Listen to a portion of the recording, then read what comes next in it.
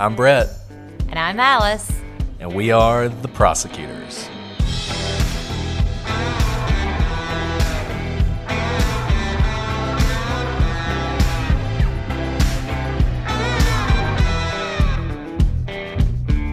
Today on The Prosecutors, we talk about a woman who suffered unimaginable tragedy on September 11th. Or did she?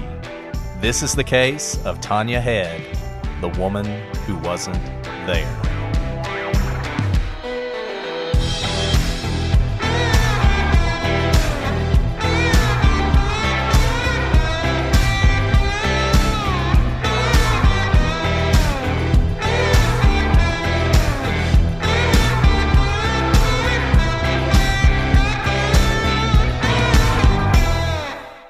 Hello, everybody, and welcome to this episode of The Prosecutors. I'm Brett, your host, and I'm joined today, as always, with a lawyer who never loses her appeal, Alice.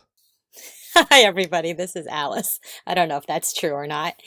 I'm excited today because I don't know if there's a difference in sound quality right now because we are currently recording, but I have a new microphone thanks to my wonderful brother. As a good brother who knows much more about technology than I do, he was listening to the podcast and realized that I was recording in my closet and that I might not have a quality enough microphone since all our podcast equipment is at Brett's house. So thank you so much, brother. I really appreciate it.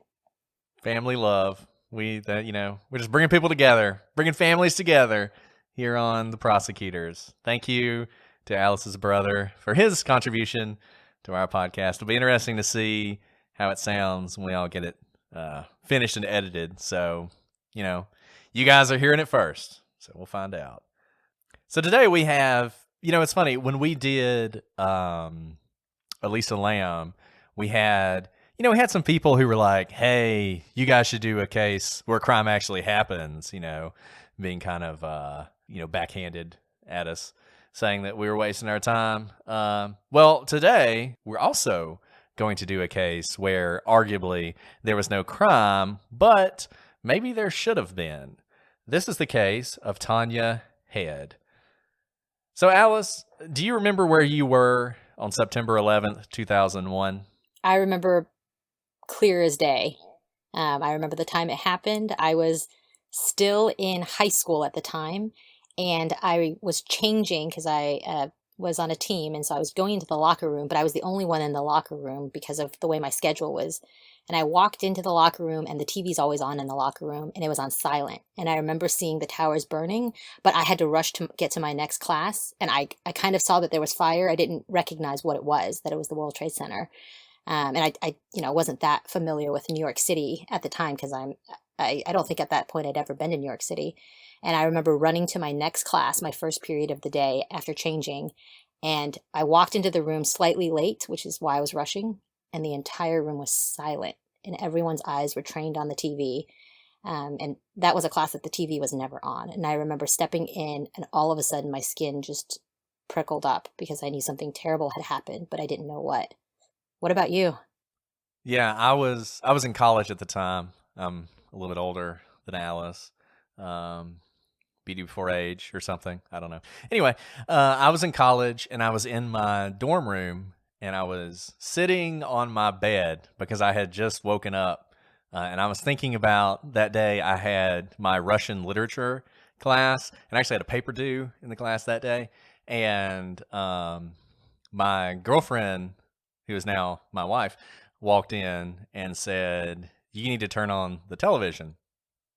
So I didn't really ask any questions. I just turned on the television and who knows what channel it was on. It didn't really matter. And as soon as it comes on, it's an image of the World Trade Center. Both towers by that point had been hit, so they were both on fire.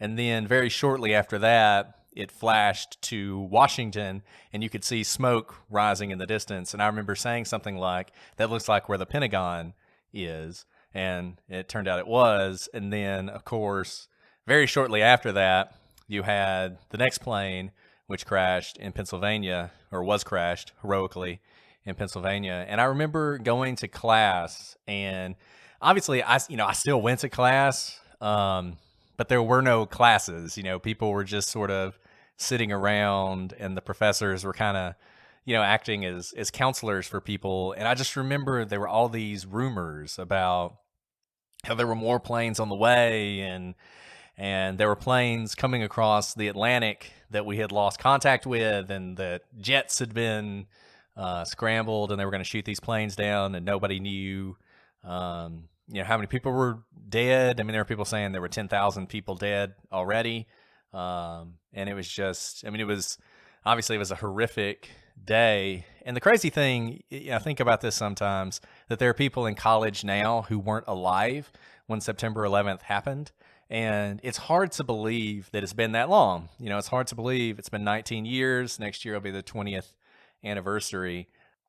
And how much changed, and the consequences of that day, and how they continue to reverberate throughout then. Well, one person who definitely should have remembered where she was on September 11th was Tanya Head. And the reason I say that is because she had a remarkable story, the kind of story that, is so amazing and so incredible and so tragic that it's hard to believe it's even true. Tonia Head was on the 78th floor of Tower 2 of the World Trade Center on September 11th, 2001. When the plane struck that building, the explosion blew her across the room, injuring her severely, almost ripping her arm off, burning her arm. In a documentary, she talks about how they were watching the tower burn next to them, and her fiance, actually her husband, was in that tower, and she was counting floors to try and figure out whether or not he was above where the plane had hit, or whether he was below where the plane hit, when all of a sudden they saw this plane coming towards them. But miraculously, with the help of some real heroes that day, including Wells Crowther, who's known as the man in the red bandana, she was helped through the smoke, through the flames, and her life was saved. She managed to make it down the stairs with the help of some others, and then as the tower was falling, a fireman grabs her and throws her underneath a fire truck so that she's not killed by any of the falling debris.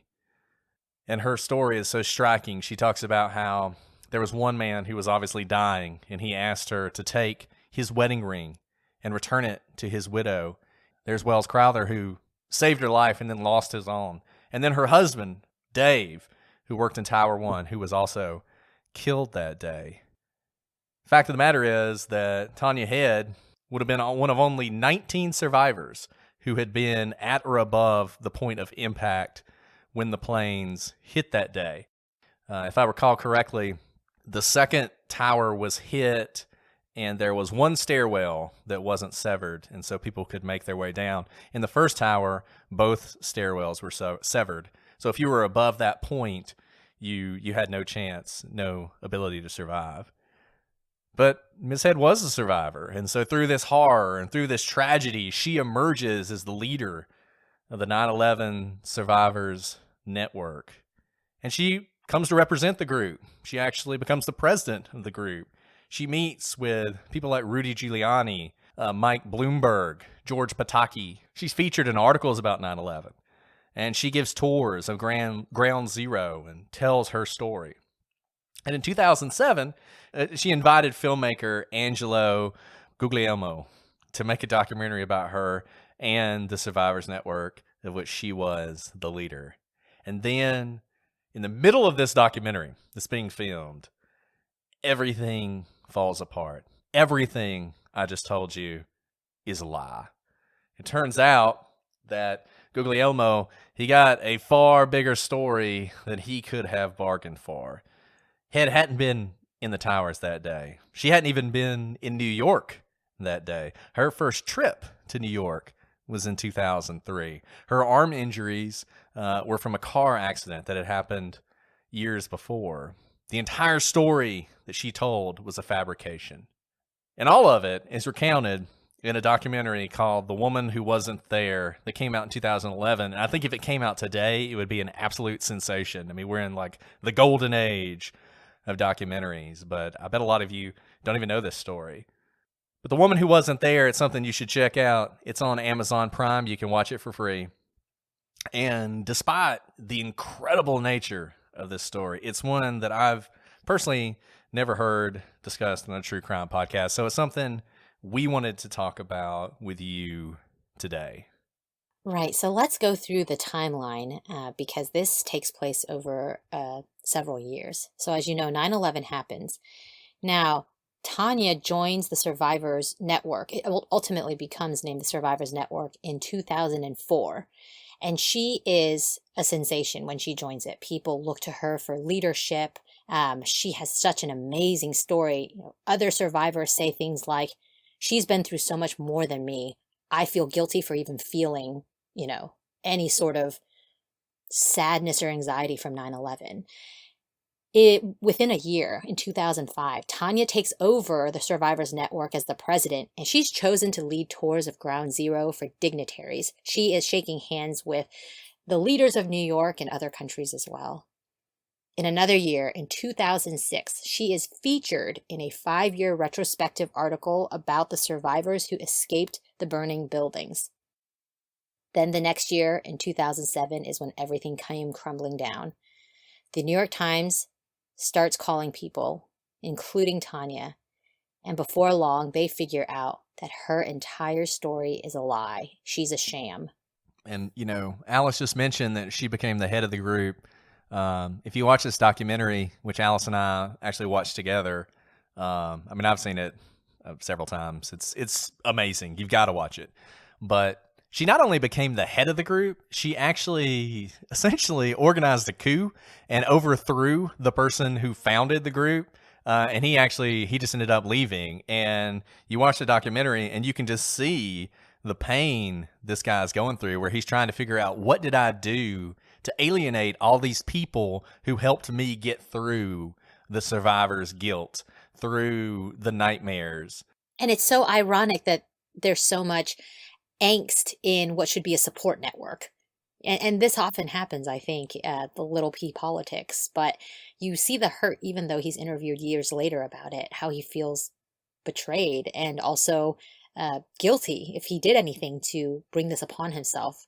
But what we come to know is it's really Tanya's doing to bring him down. And I think, not in Tanya's defense, but it's very interesting when you watch this podcast, the way people talk about her. And I think to some extent, she really had a vision. She had a vision for what she wanted this group to become, that she wanted it to be more than just a group of survivors who could talk about what they went through. She wanted it to be something that did do things like lead tours through Ground Zero, that was the face of the thousands and thousands and thousands of people who either lost loved ones in 9/11 or were in the towers that day, or were the first responders who have dealt with so many health issues and everything else in the days that followed. And she had this vision, and I think it inspired people.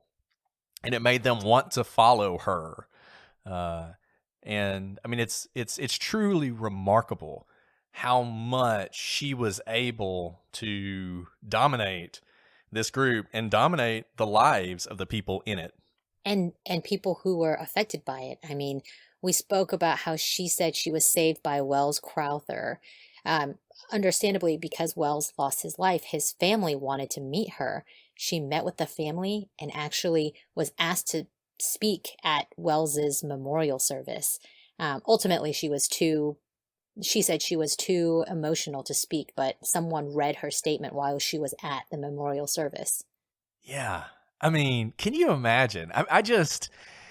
I think the thing that's so fascinating about this story, and there's a lot of things that are fascinating about it, and we're going to talk about those as we go on, but just the gall, the absolute lack of shame, the willingness to show up at that guy's memorial service.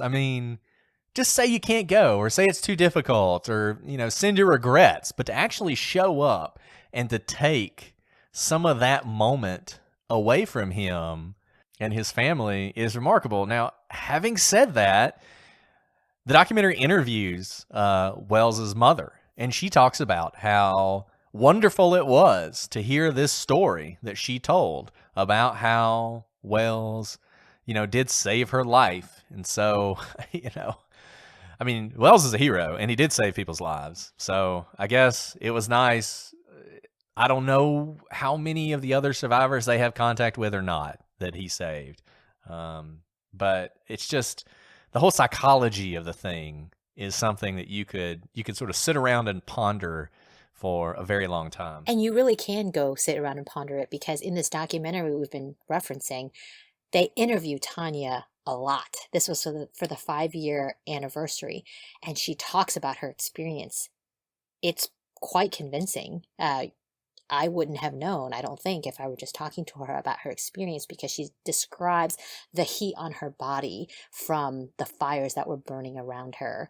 And she describes in painful detail, what she inhaled into her lungs and what she sees with the pain around her and the screaming. So that's what's fascinating to me, is she talks a lot in this documentary.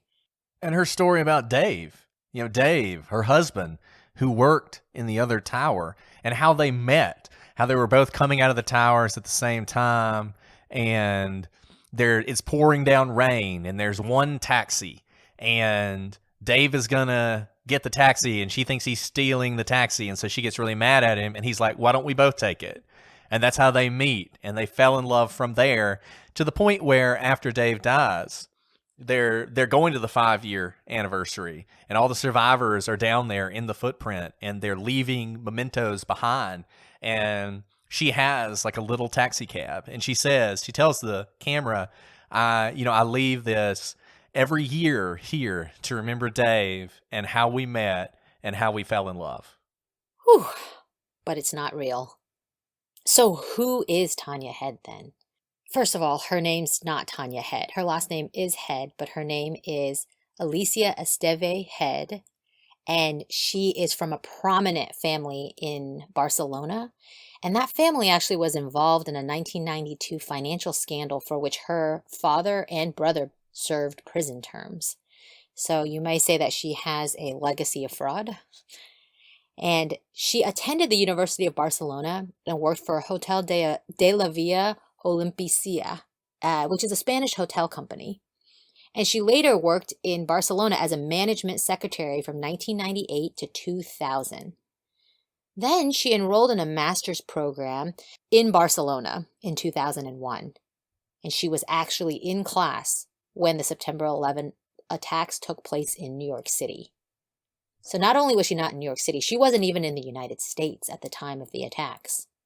Yeah, Tanya's real story, the story she would tell if she was telling the truth, probably isn't that different from the one you told, Alice, or the one I told. She was in class with her friends, with her classmates, when somebody said, hey, this terrible thing has happened, or someone turned on the television and they watched it happen.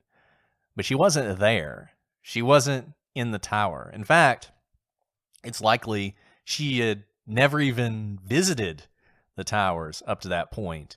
And Alice talked about how she came from a prominent family.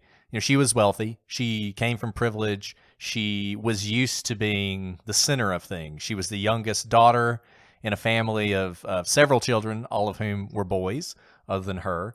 And she was doted upon, and she got everything she wanted. And then her family goes through this crushing scandal when it turns out that her father and her brother are involved in some sort of financial fraud.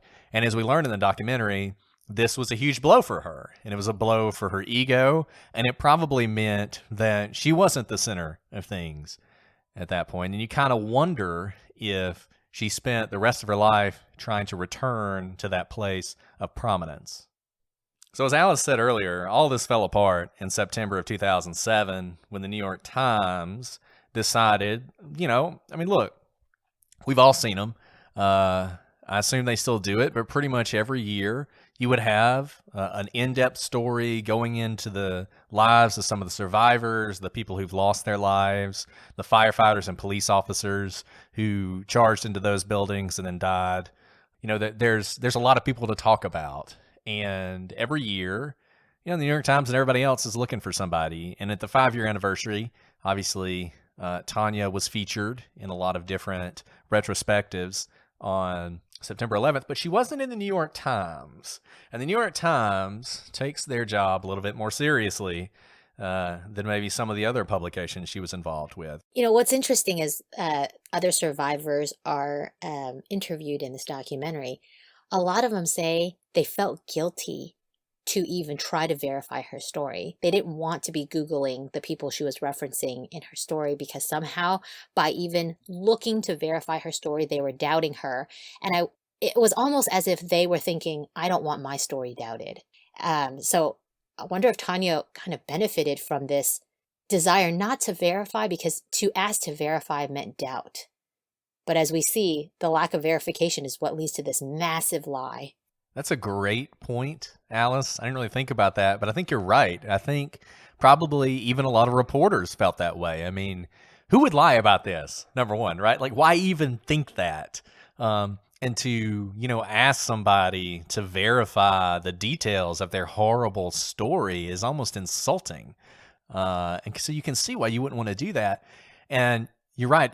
And one of the most striking interviews in the documentary is with a guy named Brendan, I believe. And he talks about how he listened to this story and it was just too much. He just couldn't believe that all this could have happened to her. And so he started kind of, looking into it, essentially in the middle of the night, alone in his room with his computer. And he's Googling Dave, and he finds out Dave does exist. And there's all sorts of articles about Dave. People love Dave. But in none of these articles is Tanya mentioned. Tanya, the love of his life. Tanya, the person who he proposed to in Hawaii after surprising her with tickets to Hawaii the night before, dressed in a hula skirt. I mean, Tanya tells this story about how she comes home and there are rose petals, and the rose petals lead to the dining room where he's in a grass skirt and he's dancing to Hawaiian music, and he's made all these Hawaiian dishes, and their tickets leaving the next day for Hawaii, and they fly to Hawaii and they're married in this sunset service on the beach in Hawaii. It's just like this incredible story. And even more incredible, though, it wasn't an official marriage in the sense that there were no marriage documents, because it was so whirlwind. And conveniently, he dies before they're able to officially be married by the state of New York. And Tanya actually gets a judge to marry them after his death. Because remember, I guess, I don't know if she's an immigrant in this life as Tanya Head. Yeah, that's a question. Yeah, you asked that while we were watching the documentary about what her immigration status was and whether or not this marriage would have benefited her in that way, which is something we can talk about in a minute. We talk about sort of the criminal aspects of this case, but it doesn't seem like it. It doesn't seem like she was here illegally or this allowed her to get a green card or anything like that. It just seems like it's part of this story that she's telling where, like you said, she's thought of everything, right? If anybody asks, well, where's your marriage certificate? Oh, well, this was a ceremony from the heart. It wasn't an official thing. We were supposed to go to the courthouse the next week or whatever and get it, made official. And then he died. And then, like you said, this incredible story, which I don't even know if it's true, that a judge married them posthumously. I feel like you can't do that. Can you imagine that any dead person can just be married off without knowledge from their family? I've never heard of that happening. Just think about it. Think about the fraud that could happen. Yeah. I don't know. I mean, honestly, I just don't know. She tells that story, or she tells that story to many people. Many people recount it, but we actually don't know. We have not verified that she in fact got married after the fact. Yeah, and I don't know. And the other thing is, I don't even know why you would do that if you had the ceremony that mattered in your heart. What's the point of making it official with a judge later on? For either immigration status or money. Right. Yeah. Anyways, that was a tangent, but but it's a tangent that goes to just how complex this story was. And so Brendan can find no evidence of this. He can't find any mention of her, despite the posthumous marriage or whatever. And so he starts to doubt and he starts to think maybe she's just a really good liar, but he doesn't tell anyone his suspicions because she's so powerful and she's so loved in the group that he knows if he says something to some of these people about this, he's out. And he can't risk that because he needs this group. For him and for the people who had actually experienced the horrors of 9/11, they needed this group. This wasn't some sort of vanity project for them. This is therapy that's getting them past suicidal thoughts and survivor's guilt and the horror of living day to day with the memories of what they saw and what they experienced. So throughout the rest of the documentary, he's just sort of commenting on how when it all started to fall apart, he's like, yes, somebody has finally figured it out. But it's really interesting that, he doesn't say anything and these other reporters don't look into it. But when the Survivors Network is contacted by the New York Times, the New York Times is like, hey, we would love to have someone from your group to feature. They're like, well, Tanya Head, obviously. Who else? And the New York Times basically performed some very basic fact checking, very basic stuff. Like she says that she has a degree from Harvard University and a graduate business degree from Stanford. Those are easy things to check. They try to check it, and neither institution has a record of her. She says she's working at Merrill Lynch, and I think she even says that when the attacks happened, she was leading a meeting at Merrill Lynch. Problem is, not only does Merrill Lynch not have a record of her employment, they didn't even have offices in the World Trade Center at the time of the attacks. And this one's always struck me because she was so careful about so many things. And then, she knew where Dave was. She knew where he worked. She knew what floor he was on. She knew about Wells and the stuff he had done. But she didn't check to see whether or not Merrill Lynch had offices in the World Trade Center. I guess she just assumed. But in any event, the New York Times now has serious questions, and they keep calling her and trying to set up an interview. And she schedules these interviews and she cancels them, and she does that over and over again. And finally, she just says, "I don't want to talk to reporters at all." And then at this point, the New York Times is starting to contact the Survivors Network itself. It's starting to ask questions of them, and Tanya decides to get a lawyer. The people in the Survivors Network are like, Tanya, just talk to them, just give them some proof. One of her very best friends in the group is like, just tell them the name of the firefighter who saved you. Oh, that's all you got to do is just tell them that. And she wouldn't do it. And the reason she asked her to tell the name of the firefighter is because everyone else conveniently in Tanya's story dies except for this firefighter.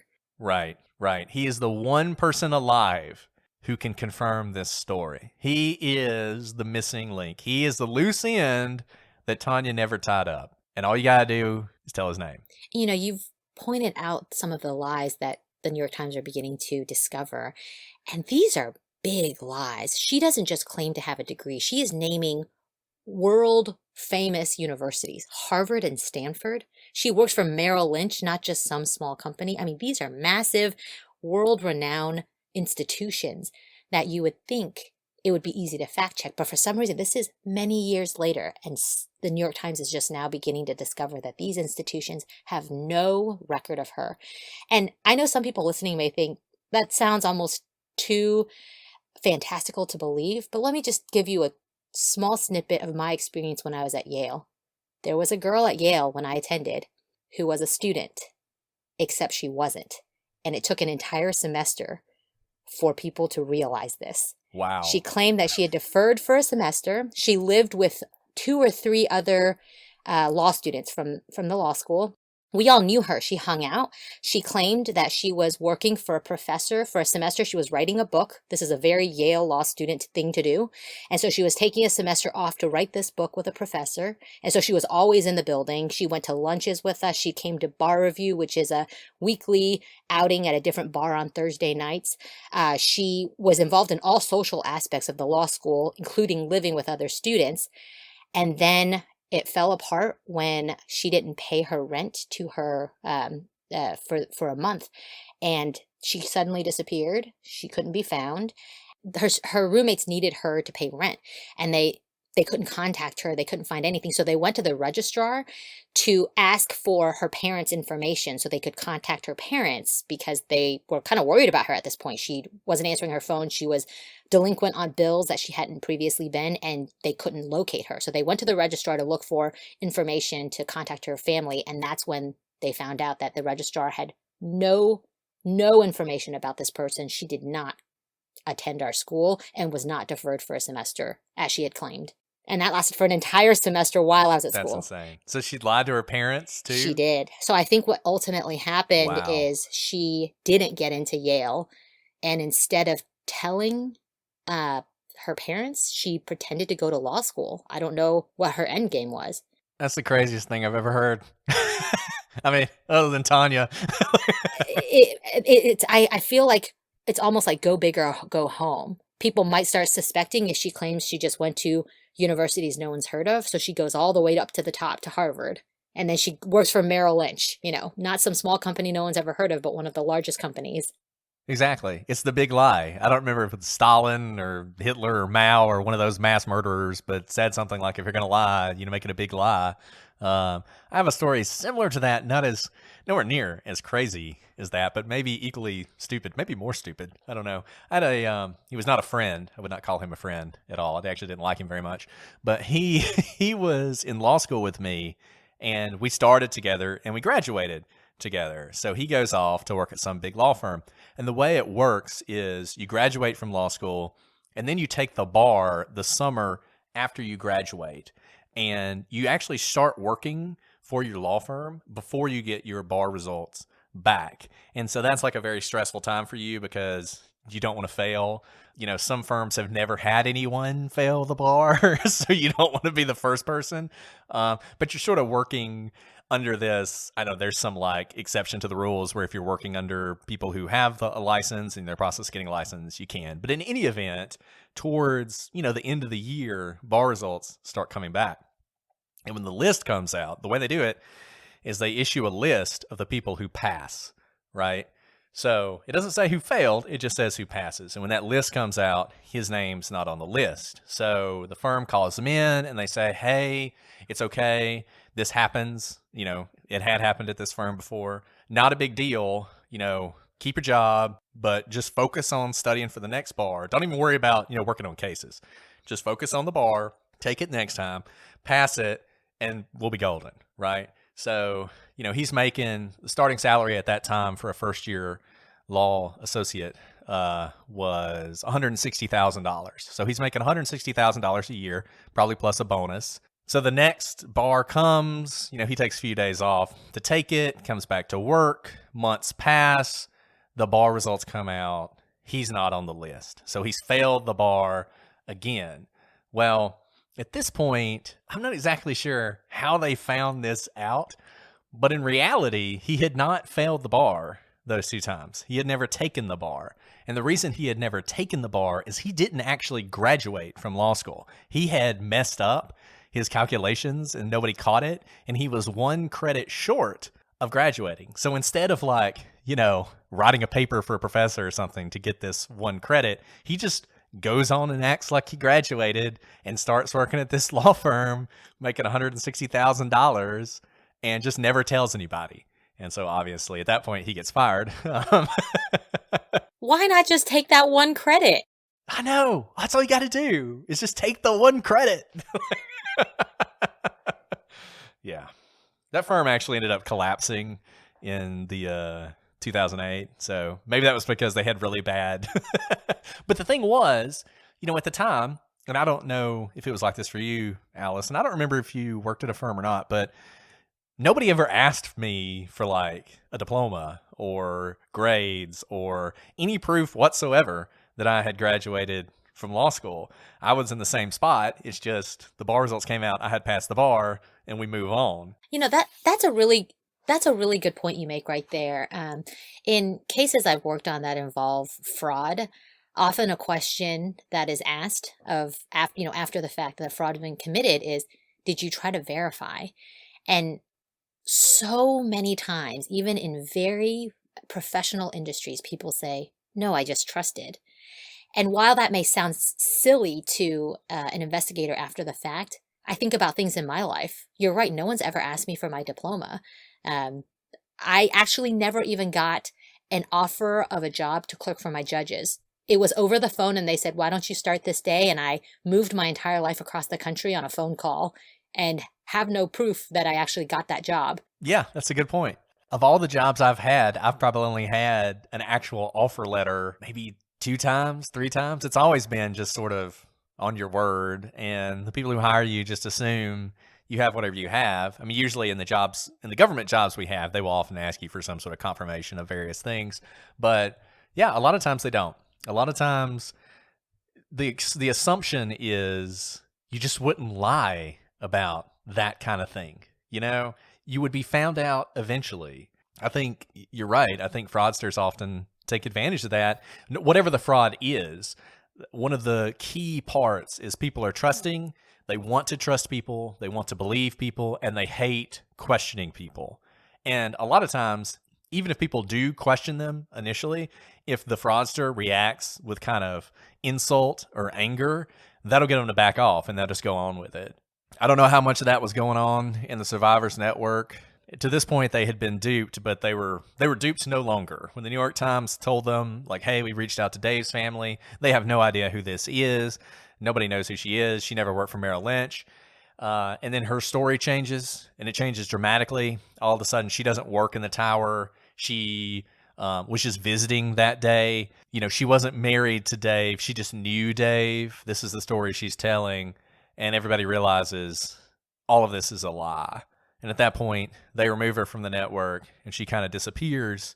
The people back in Barcelona have now learned about this, and so the Barcelona people are looking into this, and they essentially confirm what we've told you up to this point, that she was in Barcelona, she was in classes on 9/11. She had told people her arm had been hurt before 9/11, and she had told people different stories, actually, about how it was hurt. She liked to ride horses. She told people it happened in a horse riding accident. She also told people she was in a really bad car wreck, to the point that her arm was actually like severed from her body and then reattached. Knowing Tanya like we do, I bet that didn't happen, but it was never severed. And yeah, she didn't graduate until June 2002, and she'd always told her classmates that her dream was to move to New York and work in New York. And essentially, that's what she did. I mean, this is such an elaborate lie, Brett. Do you think that she cooked up this entire lie, every aspect of it, and then presented it to the world? Or did it start as almost an innocent lie, like, I want to be a part of a group. Here's a group of people who are so supportive, but then you have to start telling lies to fit in, and it snowballs. Which one do you think it is? Well, I don't know, actually. Brendan talks about his theory is that she was on their message board and everybody is telling their story about things that happened, and that she kind of watched them and learned from them and was able to craft this story. I mean, the problem, the story is so complete and seemingly without holes, it almost makes you think she had to cook it all up at once. Maybe she added Merrill Lynch on the fly. Maybe somebody asked her, "Oh, where did you work?" And she had to say something, and that would explain why that's the one part of her story that's so obviously wrong. But no, I think she almost had to go into it with all of this packaged and prepared. And, you know, her grand entrance into this group is posting this sort of long description of what happened to her. Now, it seems like she was involved in the group before that, so I guess maybe it's a mixture of both. Maybe she joined the group and then after a little while felt like, I need this story, and so she concocted this whole long story and then went with it.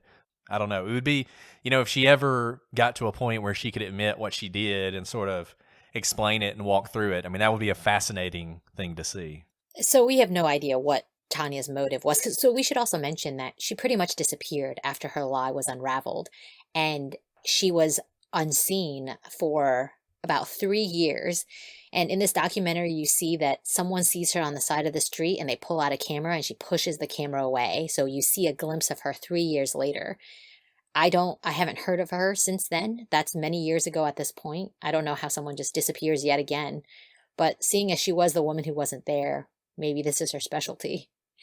So what caused her to do this? You know, there is this, I don't even know if disorder is the right word, but there's something called I'm going to say it wrong, pseudologia fantastica.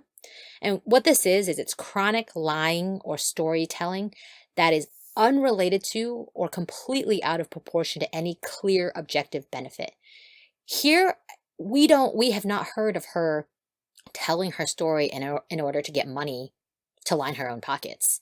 We don't know that. It seems that she is this support network for everybody else. She's out there giving of herself, volunteering her time, putting events together. Even after she disappears and her lie is unraveled, they go to one of her former friends who's in the Survivors Network, and this friend is planning some big event for the Survivors Network, and it's a lot of work to put these events together. And she says, "I wish Tanya were still here to plan this because she's so good at planning." And I mean, it seemed like she was just giving of herself, and it's not clear how she benefited from this huge lie. And qualitatively, these stories are dramatic, detailed, complicated, colorful, and fantastic, just like Tanya's story. And the stories typically feature the pseudologue as the hero or victim, and they seem geared to achieve acceptance, admiration, and sympathy. I would say that's definitely the case here, Brett. She was trying to, whether it's acceptance or not, acceptance into the group, she certainly got admiration as having one of the worst survivor stories anyone can even imagine. There's this interesting part of her story where she claims that she is getting very depressed and having survivor's guilt. And so she goes into intensive therapy, a type of therapy called flooding, where you relive your terrible moments in life that you are struggling with over and over. So you flood yourself with those memories.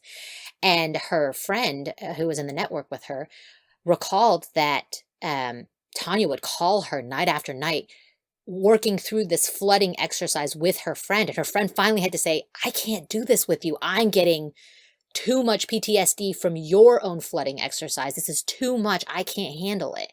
That's how powerful her stories were. She's calling night after night.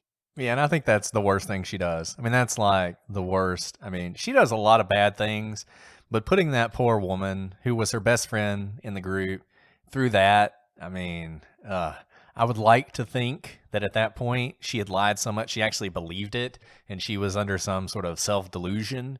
But I don't think that's true. I don't think she actually believed it. I think she was still just playing the part. And I think you've hit the nail on the head that what's so interesting about what I'm describing here is that these types of lies, they lie somewhere on a spectrum between conscious deceit and delusion. I don't know where she falls on that, but it's kind of both. And it's not always, the person's not always conscious of their motives. And they seemingly intermittently believe their stories, yet never reach the level of conviction that would indicate a loss of reality testing. So she clearly knew she was lying, because I would like to think that her conscience took over at Wells's memorial service. So she agreed to attend, she agreed to speak, she even wrote out a speech. But then when it was time for her to stand up and walk up to that podium, she's like, "Oh my goodness, this is bad. I don't know that I can do this." And that happens a couple times in the It documentary. happens several times. Right. Yeah. There are times where people want to meet with her and learn about people who may have died around her. Their families want her to tell them what happened to their loved ones, and she insists that no reporters be there, that it's a very private meeting. And so it doesn't seem like she's looking for that admiration or fame, and so it doesn't seem like she's lost reality. Right. And I thought the most striking part of this documentary was when one of the ladies who had gotten close with her talks about her dog and how Tanya is always talking about her dog, Elvis. And this lady would go over to her apartment, and she's a big lover of dogs. And she would say, "Hey, where's your dog?" And Tanya would say, "Oh, she's being walked by the dog walker." And this happened over and over and over again until finally this lady is like, "Do you or do you not have a dog?" And she's like, "Sure, of course I have a dog." And does that level, because obviously she didn't have a dog, and that level of deceit. Right, but seemingly pointless. Like, what did it matter if she had a dog? I have no idea. So we've spent a lot of time talking about this just fantastic story. But we are prosecutors, and we look through lenses of whether laws have been broken. So did she commit a crime? I'm going to jump in here and say I see the potential for charity fraud, but I don't think we have enough information because everyone focuses on her actual lie. So you all may have heard about charity fraud, and typically it's in the context of embezzlement or misdirecting funds. So let's say you solicit funds to cure cancer, but you actually use that money to do something else. Even if it's another philanthropic deed, you're supposed to let your donors know the purpose of their funds. So you can't use the cancer funds to build a new school for, in a poor neighborhood, for example. But oftentimes it's not that philanthropic. Oftentimes people are using the money to buy themselves Rolexes and, nice cars. But there's another aspect of charity fraud, and that is soliciting funds for philanthropic goals with a deceptive manner. Now, I looked on the Survivors Network. It is a 501c3, which means that they filed for the status of nonprofit with the government. You get certain benefits when you're a nonprofit. Tax exempt status. You may know that whenever you donate to a 501c3, you can write it off on your taxes. So I know that the network is a nonprofit organization and gets those benefits, which means that they can solicit donations and people get tax breaks for doing so. Now, I can imagine that Tanya, as the president of the network, probably had a lot to do. That's usually the top job for the president, is to fundraise for your nonprofit. We know that she met with lots of dignitaries. She was the face of the network. Her story was prominently told and displayed for the network. Now, whether you can show that people gave because of her story, I'm not sure, because I don't think it's ever been investigated from that angle. But you can see how this is primed for charity fraud. Now, that's not very sexy because you're not really going after her lie.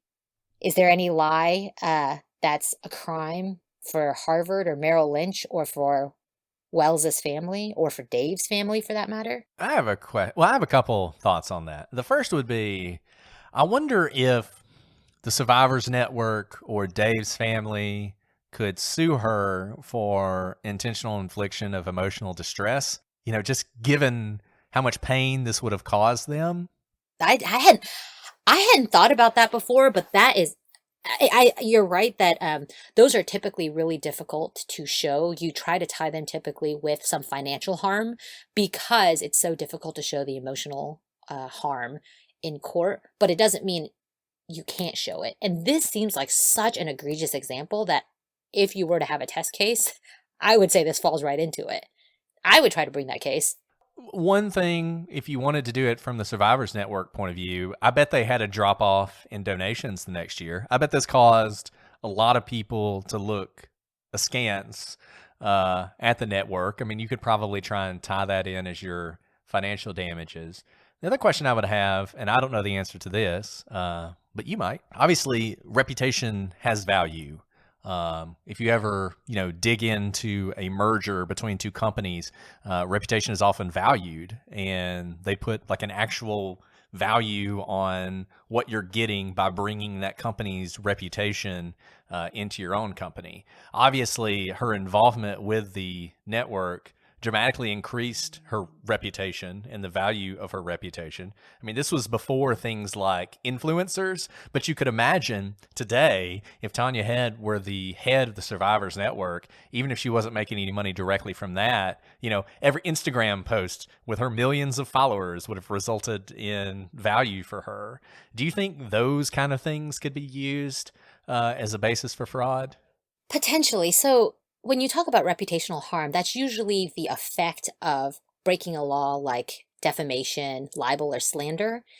And in this case, she doesn't defame anybody. So it's an interesting thing. But, on a quick search, this would probably be at the state level when you look at reputational harm. And I chuckle a little bit because the only state I see where potentially you could bring a suit for reputational harm is California. And I chuckle because California has actually a very active, they're one of the few states where almost anyone can bring a lawsuit for anything. It's written into their constitution to allow basically a very litigious state. And so I don't know of any successful cases in California, but it looks like you potentially could bring a reputational harm case. Now, again, like I was noting earlier, what would be the damages? And by damages, I mean, what do you get out of the lawsuit if you win? it's not clear if it's not tied to financial harm. Right. I guess I'm asking more on the fraud side. I mean, typically, like you said, if you're going to charge fraud, you have to prove some sort of financial benefit flowed to you from the fraud. I don't know if that's always true, but I think it almost always is. And so I was just wondering if you can value sort of her exposure and the fact that she was gaining all this fame, if that was like something you could value in a way that you could point to that as financial gain for the basis of a fraud charge. I think technically you probably could, but practically and politically, probably not. Can you imagine people taking money away from, 9/11 causes because one person lied? Politically, it would be probably untenable to do so. So I think technically, yes. And I think this goes to something that you hear a lot. Just because something's immoral doesn't mean it's illegal.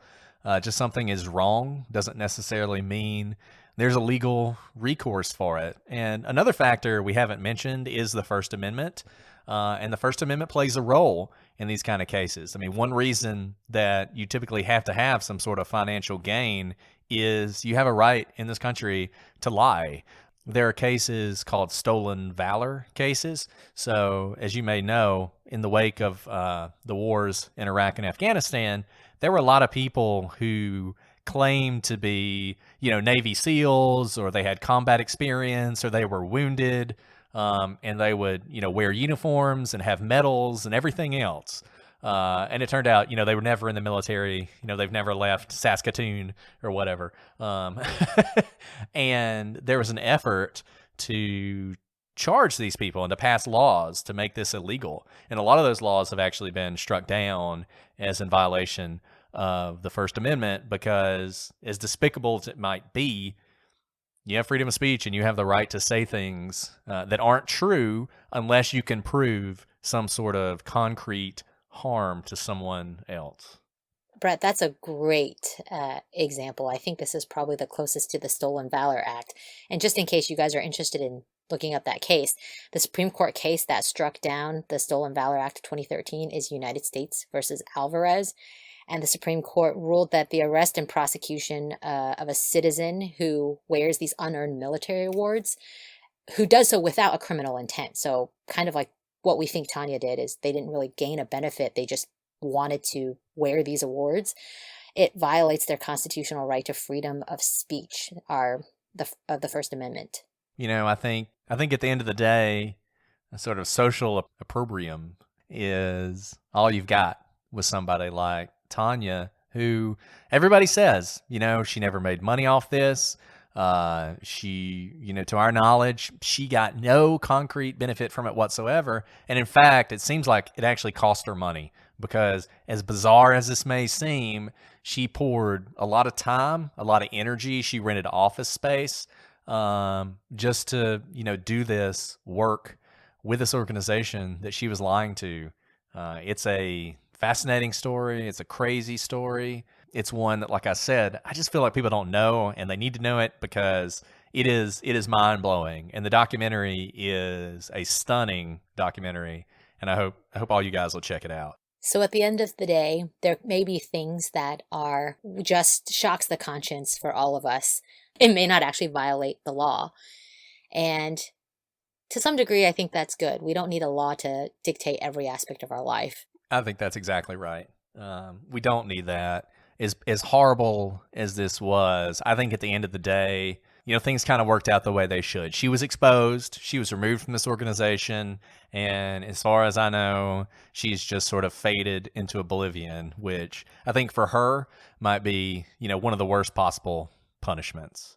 Well, Alice, I think that's all I've got on Tanya Head. Do you have anything else you want to add for the audience before we move on to the next week? No, I hope you've enjoyed this. This is kind of a slightly different take on true crime, but it's a fascinating story and one of many stories like this out there, I'm sure. But this one's now been uncovered.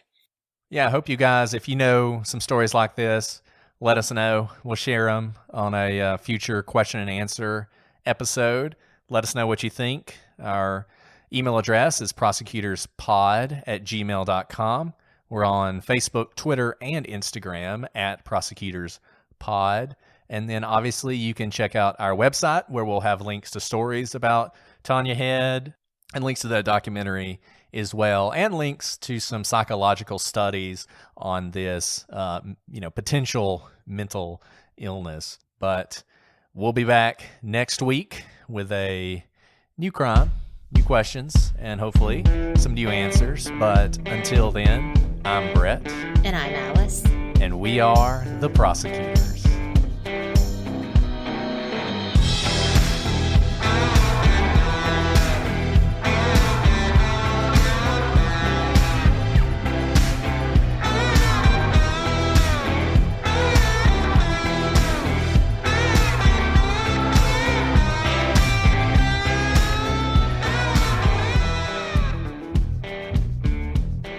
And in 2007, she actually invites a filmmaker, Angelo Guglielmo. Guglielmo? Sorry, Angelo. Guglielmo? Yeah, Angelo Guglielmo. Yeah. Okay, what do you think it is? Angelo Guglielmo. I think you got it right. I think that's right. It looks like, or Guglielmo. Filmmaker.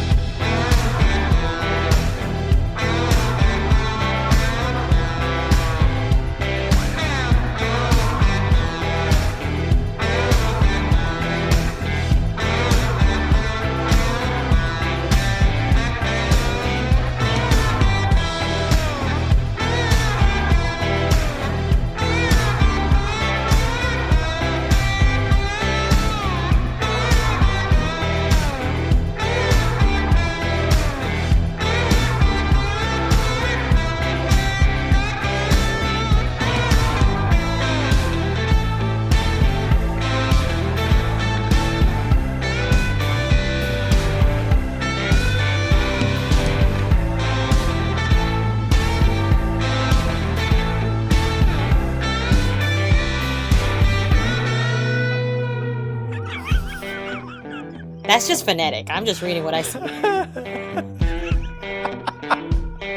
Who doesn't love a good Elmo? Tragedy. It's oh man. I'm really sorry, Angelo. I respect your work. Cry, right? Okay. It's a great documentary. Anyways.